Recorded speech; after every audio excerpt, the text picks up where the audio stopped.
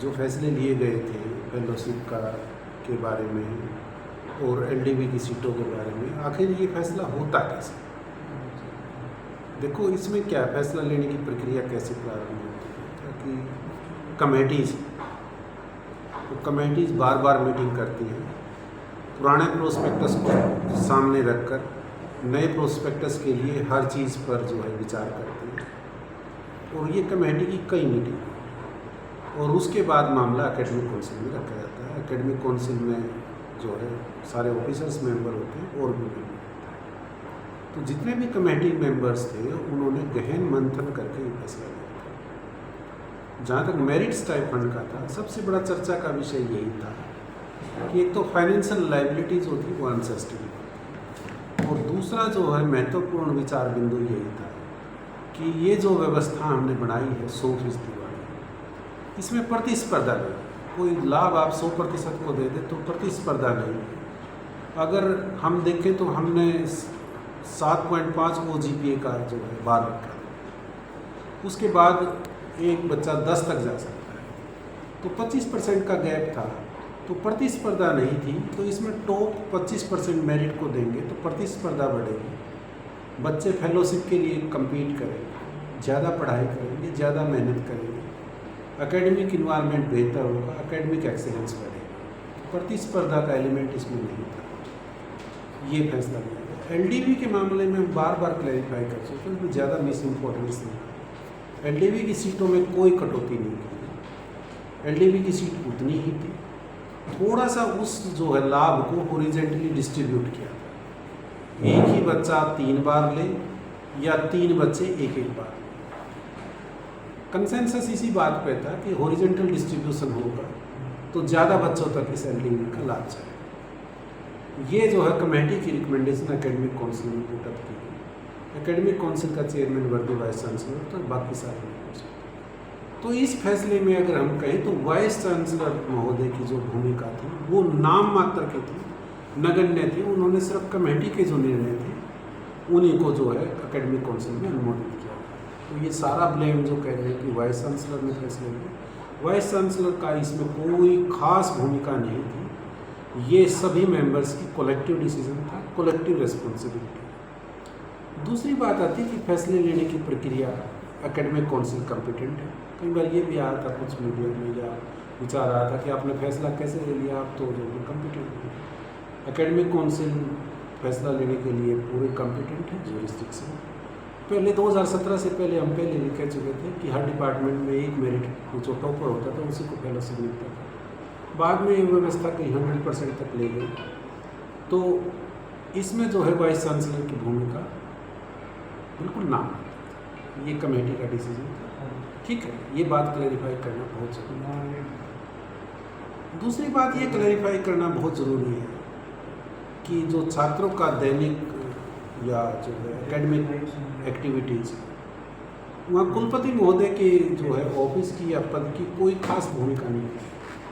सारा जो है रेस्पेक्टिव डीन्स देखते हैं, उनकी कोई खास भूमिका नहीं होती। कोई बहुत ही जो है इक्का दुक्का केस ही VC ऑफिस तक जाता है। सारे मामले जो है रेस्पेक्टिव डीन लेवल पर जो है सोल्व किए जाते हैं। और देखा गया है कि वर्दी वाइस चांसलर ने जब भी इंटरव्यू वो हमेशा छात्रों के हित में इंटरव्यू थे। कई बार रिपीटर्स थे जो ड्रॉप हो रहे थे बच्चे, उनको मर्सी चांस दिए। कई बार डीन्स का ओपिनियन अलग भी होता था, तब भी वाइस चांसलर महोदय ने जो है जाकर उन फैसलों को अनुमोदित किया, उन छात्रों को लाभ किया। तो ये सारा जो है वाइस चांसलर के पद को इस सारी प्रक्रिया में घसीटा जा रहा है। मेरे ख्याल में ये जो तथ्यों से परे रहा था, वाइस चांसलर की निर्णय में भूमिका थोड़ी थी। फिर बात आती है कि आप निर्णय लेने की अक्षमता को ख़त्म नहीं कर सकते। निर्णय लेना होता है, निर्णय कई बार अच्छा होता है, निर्णय कई बार गलत होता है। अगर आपको गलत निर्णय ले लिया तो उसको रिव्यू करके अमेंड किया जा सकता है, करेक्ट किया जा सकता है। जैसे ही इनकी 2 बातों पे जो है स्टूडेंट प्रोटेस्ट की बात है, तुरंत कमेटी गठित की गई, कमेटी से चर्चा भी हुई, और ये 10 जून को जो अप्रिय घटना हुई तो 11 जून को 10 बजे मीटिंग शेड्यूल थी। उसका एजेंडा लगभग जो है कमेटी ने तय कर लिया था। काफ़ी जो है उस पर आल्टरनेट्स देने थे स्टूडेंट्स को।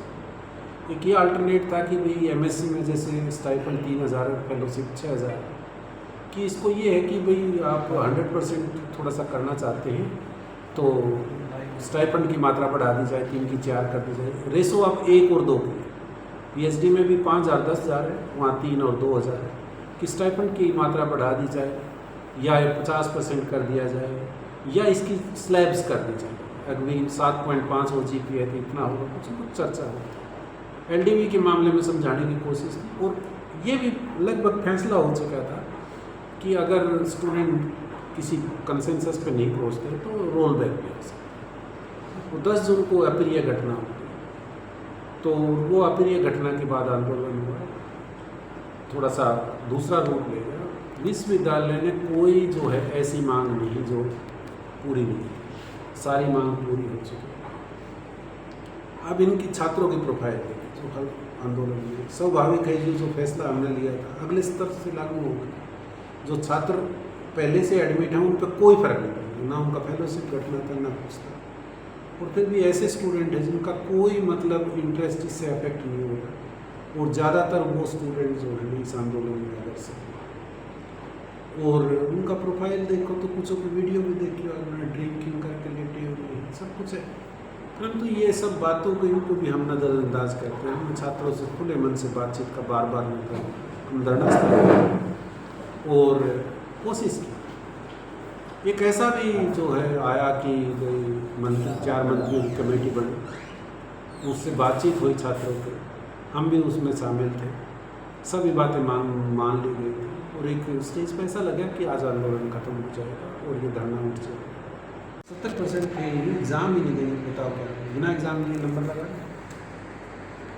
जो लड़का या लड़की एग्ज़ाम में बैठी नहीं, मतलब एग्ज़ाम में दिया नहीं, तो फिर क्या करना? एक तरफ एब्सेंट लगा रहे, एक तरफ ए ग्रेड लगा रहे, दोनों चीज़ करें। अपेयर नहीं हुआ एग्ज़ाम में। पहली बार यानी कि एग्ज़ाम होने के बाद में 3 दिन के बाद ये जो है यूनिवर्सिटी ने रिजल्ट घोषित कर दिया, जिसके अंदर 70% घोषित करने की तो सामान्य प्रक्रिया है, इसमें कोई खास जल्दी या वो नहीं। परंतु क्या है कि रीशेड्यूल का एजेंडा ओपन है, परंतु आप ये समझो कि रीशेड्यूल ऐसे है कि वो डायलॉग का पार्ट है, सेटलमेंट का, ठीक है ना, वो फुल एंड फाइनल सेटलमेंट का अपील ले ले।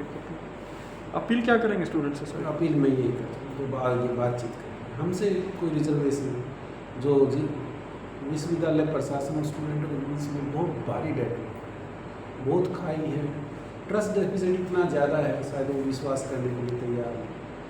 कहीं भी बात कर लीजिए, अल्टीमेटली आपकी चीज़ों का समाधान विश्वविद्यालय प्रशासन नहीं कर सकता, ठीक है। जो भी बातचीत करेंगे आप वहाँ कहीं और बात करोगे तो अल्टीमेट डायरेक्शन तो यही आएगी, ऐसा करो ऐसा करो ऐसा। और अगर आपको है तो जिला प्रशासन और प्रदेश सरकार जिससे बातचीत करो, हम तो ये निवेदन है इस मामले को निपटा। ठीक या क्या टॉपिक है और क्या कहेंगे? लगातार छात्र धरने पर बैठे हैं, इसका कुछ जो है फैक्ट ऐसे हैं घूम रहे हैं, थोड़ा सा क्लैरिफाई करना बहुत ज़रूरी है।